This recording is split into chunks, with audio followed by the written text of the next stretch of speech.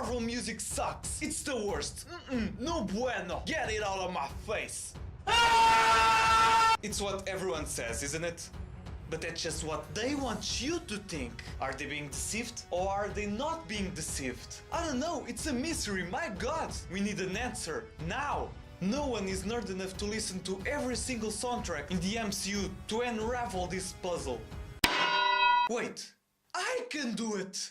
I am that nerd! I'm a loser! Even if you like these movies or not, but they have a reputation of not having really memorable music.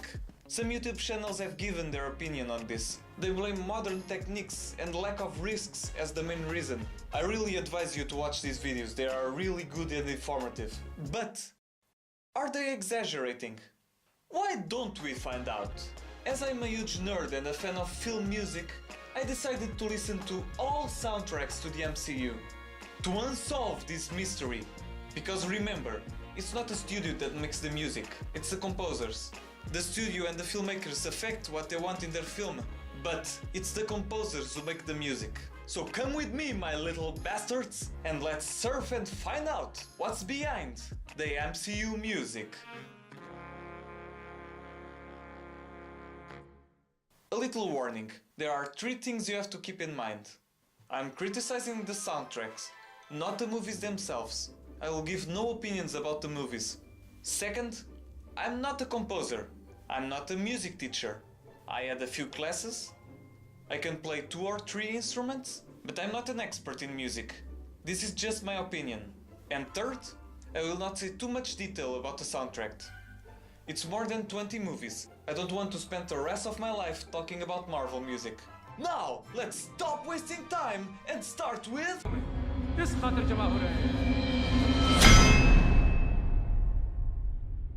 Iron Man, composed by, oh boy, Ramin Djawadi, nailed it, who also composed this.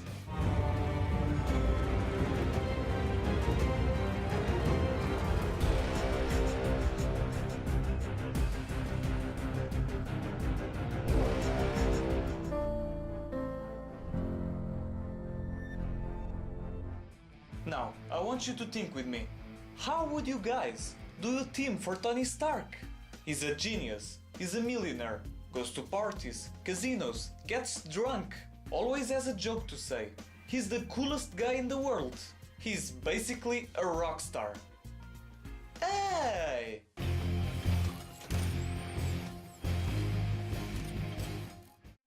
Ramin uses traditional methods of composition. There's the violins, the trumpets, the piano, but for the most part, it's focused on rock and roll, turning this movie into a heavy metal concert. Get it? Heavy metal.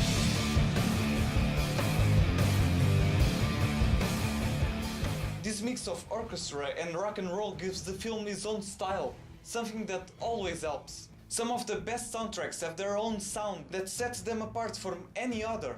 No one will confuse the sound of Lord of the Rings with James Bond, or Star Wars with Blade Runner. The Iron Man theme starts with the guitar introduction.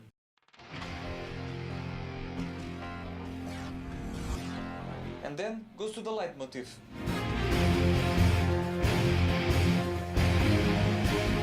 And then the second part really shows a feeling of tension.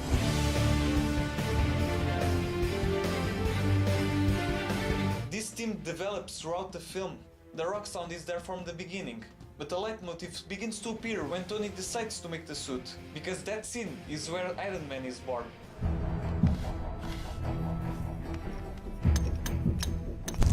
Pieces of the theme are there, but they are still under construction, showing the evolution of Iron Man visually and musically. Later, when Tony decides to make the other suit, the rock sounds grow and become part of the character, and always accompanying him is the leitmotif.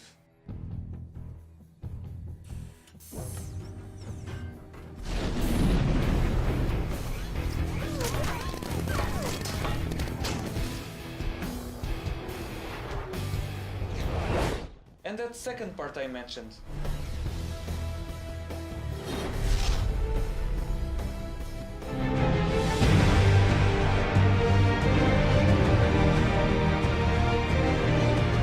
By the way, there are also two musical tributes.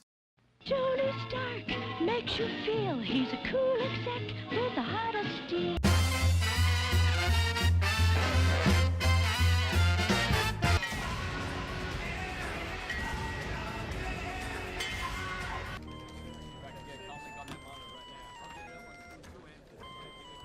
Fantastic music, and from 0 to 10 stars, I'll give it a thumbs up.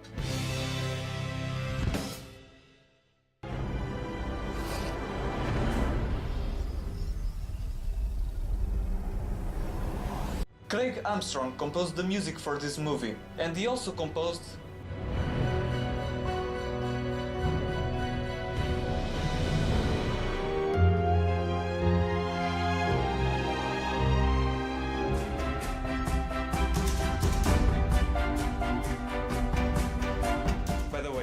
compare this soundtrack with the soundtrack that Danny Elfman made for The Hulk, because the two different films are not related. So I don't think it's fair to compare. Armstrong created his own version, and he did a good job. It's not anything original, but the soundtrack has a great violin work. It's well orchestrated and gives a strange environment to the film.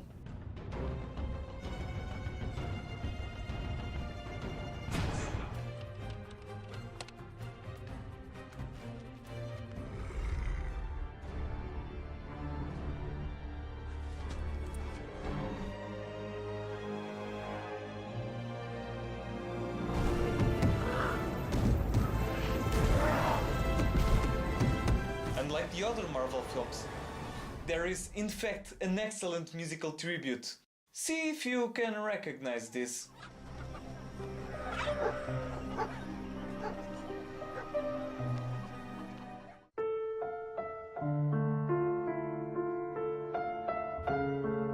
Fantastic. It's not exactly the best soundtrack ever, but I like it. I like it a lot.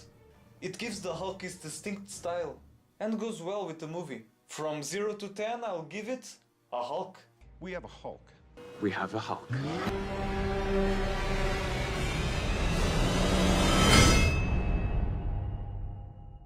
Okay, I need to give some context to this. The director, Jon Favreau, always uses the same composer for his films, John Debney. But for the first Iron Man movie, Debney didn't get the time to compose. So they had to bring Ramin Djawadi in the last second. But in the second movie, Debney was available, so he composed the music for the second film, and it makes a big difference. The style remains the same, it's still a mix of an orchestra with rock and roll, but you can't help but notice that it sounds different. That wouldn't be too bad, but they have done something. The biggest problem with the MCU music. They decided not to use the theme at all.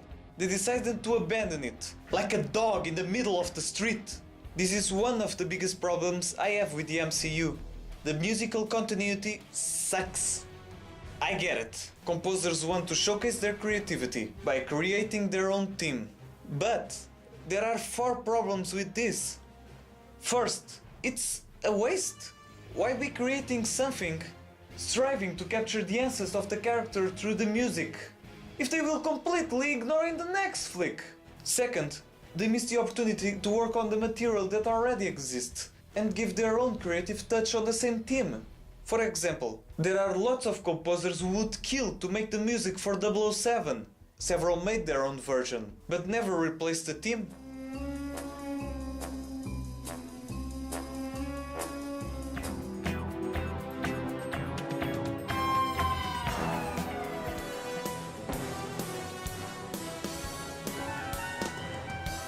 Third, it does not make any sense to create another completely different theme. This remains the same actor in the same character. It would only make sense to do a different theme if this was a reboot. For example, John Williams made the theme for Superman. Then in the sequels, other composers came. But they always brought the theme back, because it's still the same character in the same world. Then made a reboot. Remains the same character, but the world and the story is different. That's why Hans Zimmer created a new theme for Superman. And finally, no one is going to remember it. Music helps a lot to sell a film. It helps to identify the character even before they appear, and is useful for advertisement. When I listen to the Back to the Future music, it makes me want to go watch those movies again. At this moment there are at least 5 teams for Iron Man. It doesn't make any sense and annoys me personally because the Iron Man team is one of my favorite teams. This was one of many decisions that destroyed the music for the MCU. And when I get to the Avengers, I will explain how Marvel lost a golden opportunity. Oh wait, I haven't said anything about this soundtrack. It's fine. Nothing special. At least it has the same style. I like the music for the Black Widow.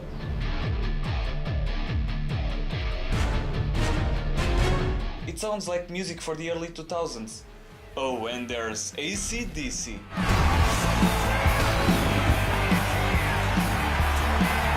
That's always a part of Iron Man. For what I can gather, there is no team for War Machine. Maybe they could use this?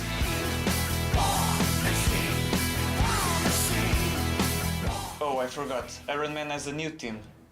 It's this.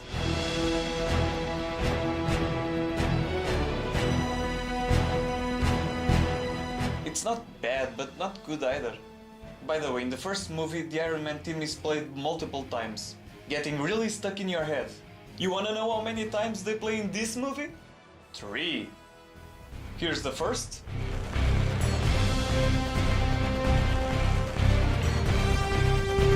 Here's the second in the same scene.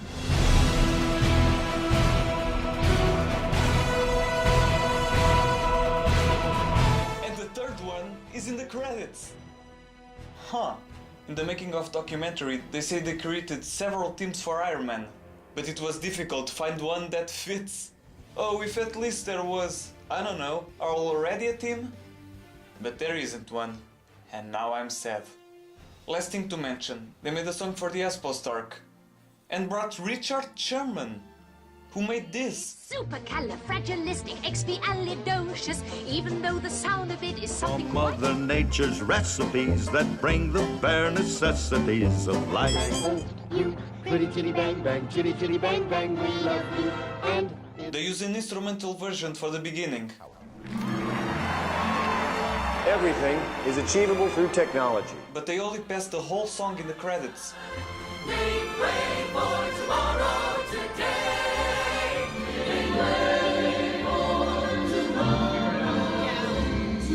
The song really has his style, but I think it's really a waste of talent. Coming today. The soundtrack itself is not bad. It keeps the same rock style, but it was a terrible idea to not use the same composer. From 0 out of 10, I give it a number.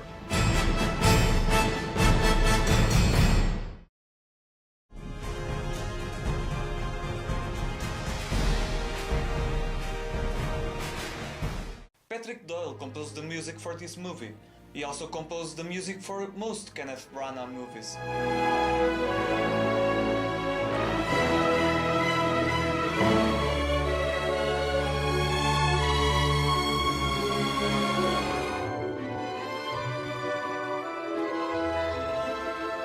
Oh, sorry, Sir Kenneth Branagh. I think Patrick did a fantastic job. How do you make music for a superhero god? Like this.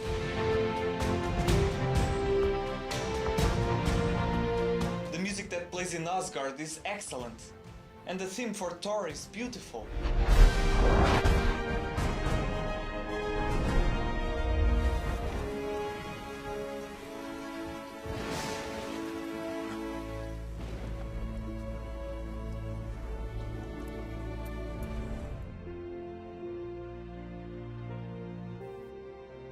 By the way, I love this part right here.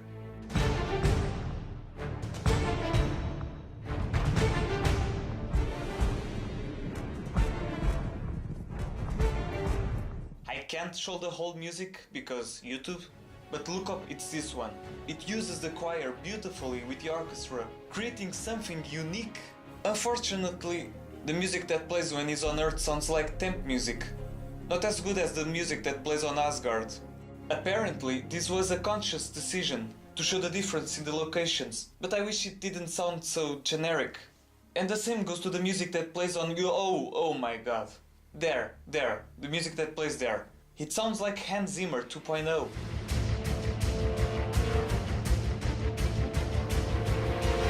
Aside from that, this is one of the best MCU soundtracks. I don't have to say much, just go listen to it. My favorite part is not on the soundtrack for some reason. It's called Thor Kills the Destroyer, movie version.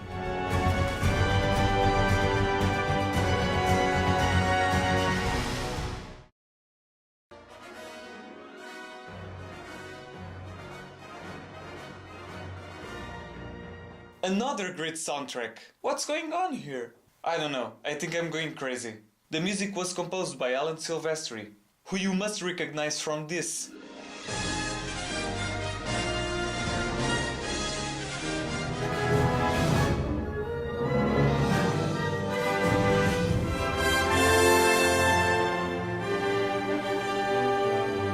He makes a really interesting choice for Captain America. He's a patriotic superhero who wants to stop the war and bring justice to the world while living an adventure in the 40s. To convey this, it seems like he was inspired by Indiana Jones.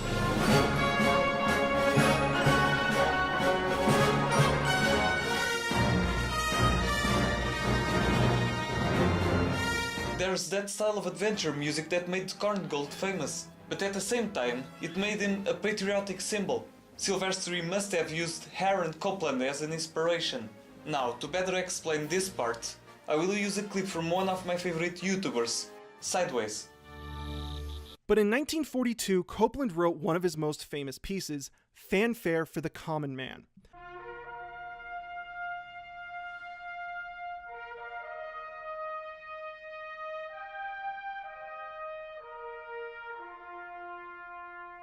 Fanfare for the Common Man was written as a piece dedicated to America when we entered World War II. So a fanfare is just a small musical flourish that's normally written for just brass and percussion, and a lot of time it's meant for celebration or like the announcement of something important. Classic brass stuff. Just think of that scene from Shrek again. That would be a fanfare. In fact, most marches begin with a type of fanfare. Like when you watch the Superman film, they go directly from talking about the Daily Planet into the march. But when Williams arranged the concert version of Superman's theme, he opens with the fanfare.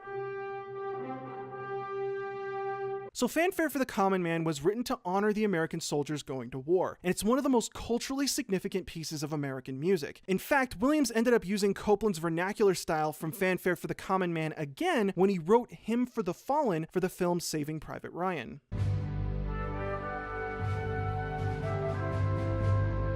So when it came to Superman, by using Copland's vernacular style, Williams ended up making Superman feel like he was representing America and the American way of life. And the films haven't exactly been subtle about it, which is really the whole point behind I'm here to fight for truth and justice in the American way. But there you have it. By just listening to the main theme from Superman, you can tell exactly who he is, and what he stands for. Superman's theme is a Copland-esque march that sits within an idiomatically brassy sound. The Copland style makes Superman feel like that relatable everyday kid from Kansas, but that march makes Superman feel like he belongs on an Uncle Sam poster, and the brass calls back to that culturally ingrained sense of heroism. All those factors work together in order to emphasize the fact that Superman is a hero that stands for truth and justice in the American way. And if you look carefully, you can see other composers using similar techniques in order to make their heroes' themes actually sound like they belong to their respective hero. In fact, the first Captain America film does something very similar to Superman. You get that brass and that Copland-esque march sound, which is very Superman. In fact, here's the fanfare for the Captain America march right here.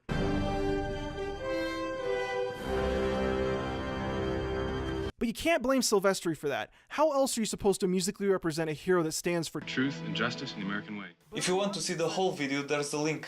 The rest of the soundtrack is also great.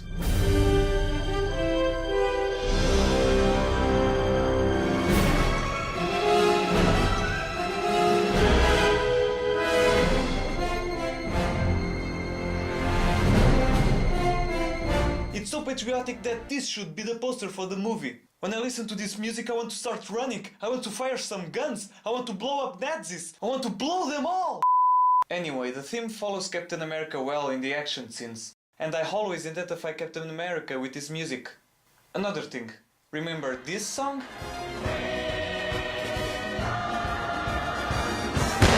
It was composed by Alan Menken, who composed this.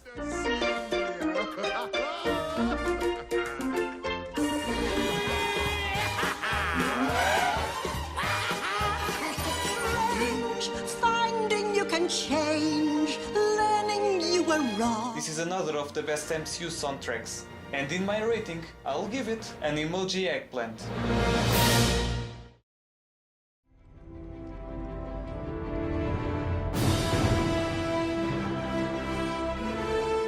Here it is, the Avengers. 6 heroes came together to fight evil, each one with his own theme or musical identity. Thor has orchestral music mixed with a choir. Captain America has a patriotic action theme. The Hulk has his horror and dramatic music. Black Widow has his music that sounds like early 2000s action movies. Iron Man doesn't have a specific theme, but is always accompanied by rock and roll. And Hawkeye didn't have his opportunity to have his own theme. Maybe this should be his theme. Maybe I'm as super as they are. 5 of them have their own musical identity. They brought Alan Silvestri back to compose the music. He has the opportunity of his life to play with the music and create the richest soundtrack ever. As good as Lord of the Rings, as good as Star Wars, as good as Rocky. Now he had the chance that no other composer had. Now, to demonstrate metaphorically, imagine that the ball is the opportunity, and Silvestri or Marvel is the player. Let's go!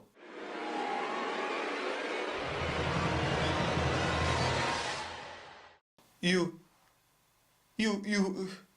failed! Everyone was counting on you!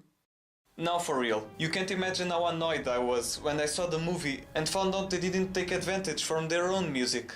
After searching, I found out that they didn't use the themes because they didn't want the music to be distracting, and this is a concept that Hollywood has now.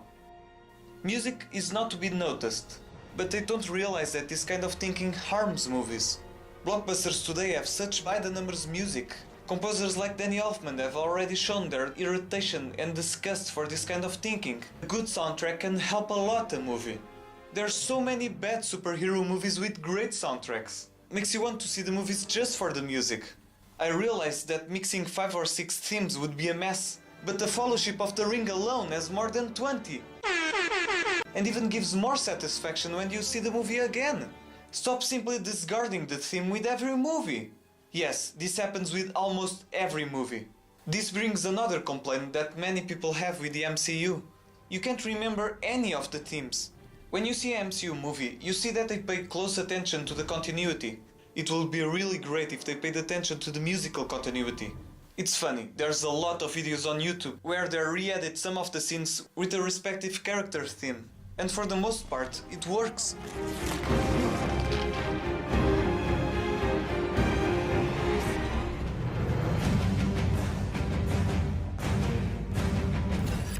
Alright, Lang. It wouldn't be a waste of effort, because people were already on board when they saw the first movie. Giving that extra attention would turn one of the most confusing musical franchises into the best Wagnerian opera ever. Something experimental, never seen before, and studied in the coming years. It would be legendary. Damn it, I haven't talked about the soundtrack yet. It's meh. Alan Silvestri is a great composer, so you can see he's trying. He basically created a theme for everybody. There is one great video on YouTube breaking down every single leitmotif. While I don't agree with everything he says, it's still a great video and really well made. Check it out. Show you we have all the Avengers fighting, but if you're listening to the soundtrack, you know it's because Loki got in their minds, he manipulated them, and this is exactly what he wanted. Come up with something to turn, because that always comes. Remind me again. There's some musical continuity, but you have to dig deep to find it. The music for the Tesseract is back.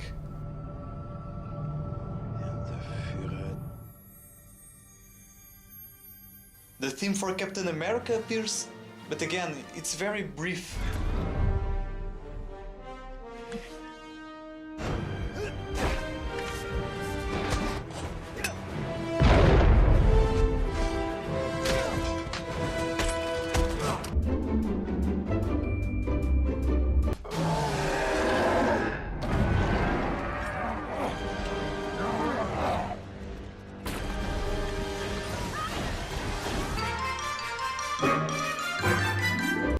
And And he also created the theme.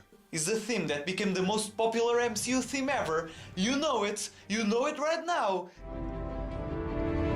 Friday, Friday, gotta get down on Friday. I'm just kidding, it's this one.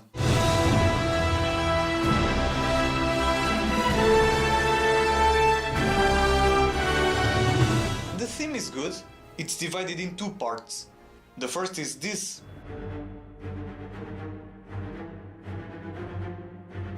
And the second is this.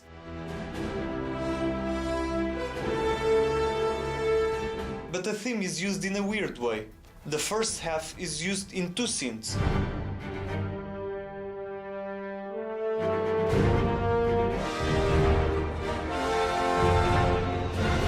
Which leaves people to believe that it is the S.H.I.E.L.D.'s theme. But in the next movie is used when Captain America appears. So it's the Avengers theme. The second half plays when they're working as a team. Stark, I'm here! Good.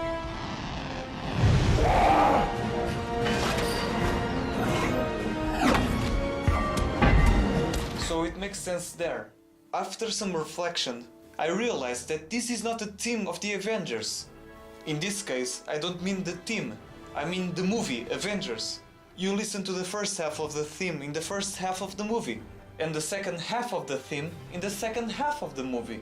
The theme alone does not represent the Avengers. It's a 2-minute musical summary of the movie.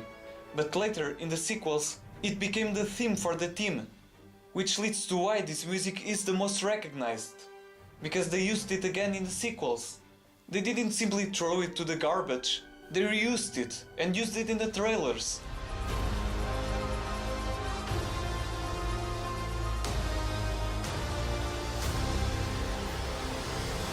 If only Marvel had realized the power of repetition when they made this movie. At least there's AC/DC.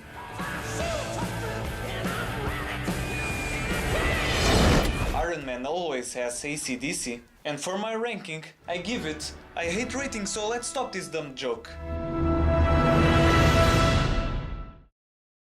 This is the end of the first part. Come to the second part, where we're gonna take a look to Iron Man 3, to Avengers Age of Ultron.